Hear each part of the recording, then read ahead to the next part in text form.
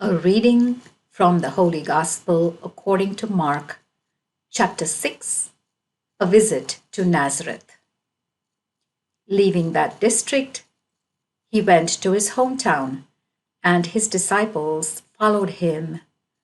With the coming of the Sabbath, he began teaching in the synagogue, and many were astonished when they heard him. They said, "Where did the man get all this? What is this wisdom that has been given to him, and such works of power as are worked by his hands?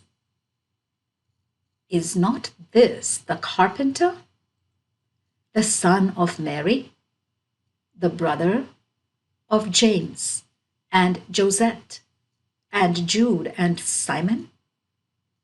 And are not his sisters here with us?" And they took offense at him.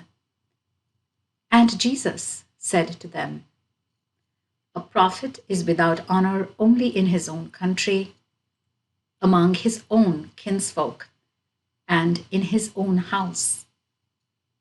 And he could do no work of power there, except that he cured a few sick people by laying his hands on them. He was amazed at their lack of faith. The mission of the 12. He made a tour round the villages teaching.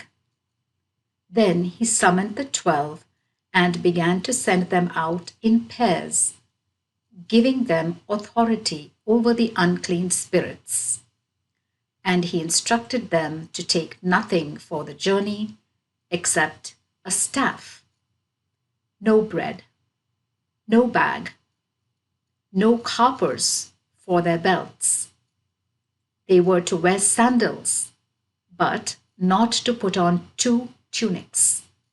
And he said to them, "If you enter a house anywhere, remain there until you leave the place. And if any place will not welcome you, and they do not listen to you, as you walk away, shake off the dust from under your feet as evidence to them." So they set off to proclaim conversion, and they kept casting out many demons, anointing many sick people with oil, and curing them. Herod and Jesus. King Herod heard about him, since by now his name was well known. Some were saying, "John the Baptist has been raised from the dead, and that is why the works of power are active in him." Others said, "He is Elijah." Others again, "He is a prophet, like one of the prophets." But when Herod heard this, he said, "It is John, whose head I cut off. He has been raised up." John the Baptist beheaded. Now it was this same Herod who had sent to have John arrested, and had bound him up in prison because of Herodias, his brother Philip's wife, whom he had married.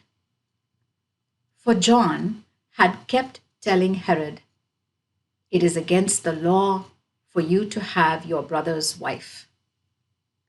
As for Herodias, she had it in for him and wanted to kill him. But she was not able to do so because Herod was in awe of John, knowing him to be a righteous and holy man, and gave him his protection. When he listened to him, he was greatly perplexed, and yet he liked to listen to him. An opportunity came on Herod's birthday when he gave a banquet for the nobles of his court, for his army officers, and for the leading figures of Galilee. When the daughter of this same Herodias came in and danced. She delighted Herod and his guests. So the king said to the girl, "Ask me anything you like, and I will give it to you." And he swore her an oath, "I will give you anything you ask, even half my kingdom." She went out and said to her mother, "What should I ask?" She replied, "The head of John the Baptist." The girl at once hurried back to the king and made her request. "I want you to give me John the Baptist's head immediately on a dish." The king was deeply distressed, but thinking of his oath and of his guests, he was reluctant to refuse her.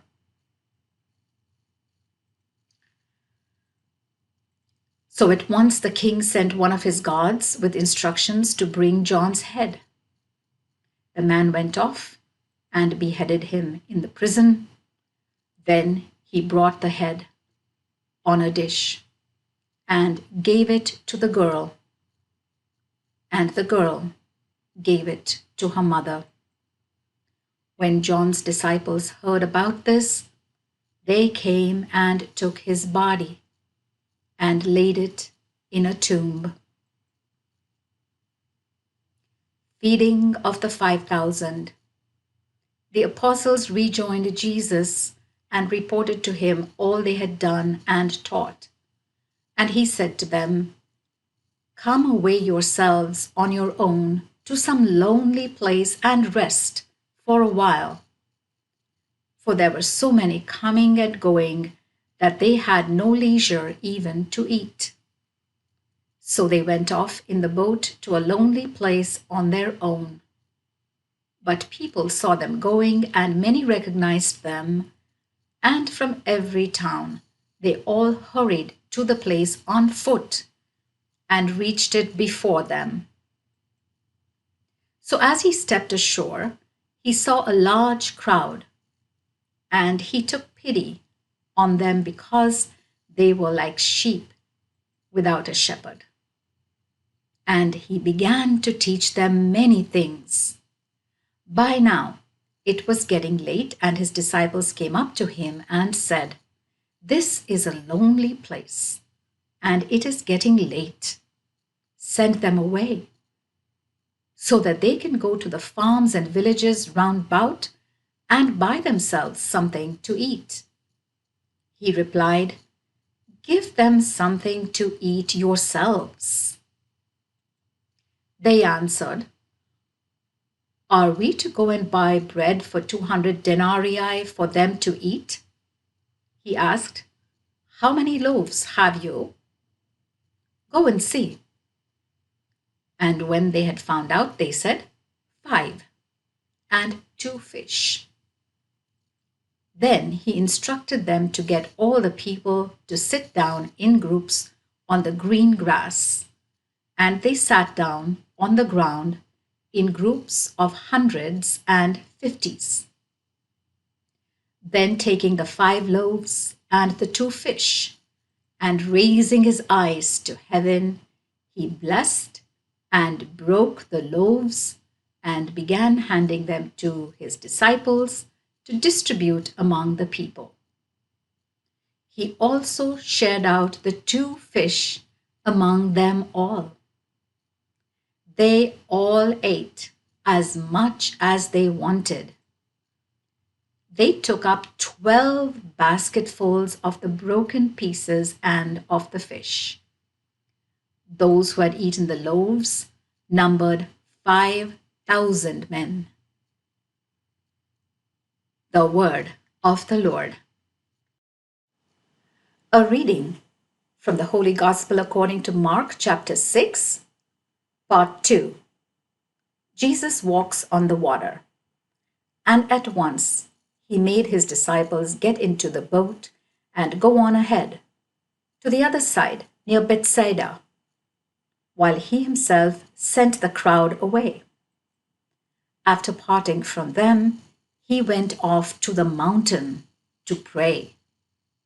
When evening came, the boat was far out on the sea, and he was alone on the land. Seeing that they were hard pressed in their rowing, for the wind was against them, not long before dawn, he came towards them walking on the sea. He was going to pass them by. But when they saw him walking on the sea, they thought it was a phantom and cried out, for they had all seen him and were terrified. But at once he spoke to them and said, "Courage, it's me. Don't be afraid." Then he got into the boat with them, and the wind dropped. They were utterly and completely dumbfounded because they had not understood about the loaves, but their hearts were hardened. Cures at Gennesaret. Having made the crossing, they came to land at Gennesaret and moored there. When they disembarked, people at once recognized him and started hurrying all through that countryside and began to bring the sick on mats to wherever they heard he was. And wherever he went, to village, town, or farm, they laid down the sick in the marketplace, begging him to let them touch even the fringe of his tunic. And all those who touched him were saved. The traditions of the Pharisees. The word of the Lord.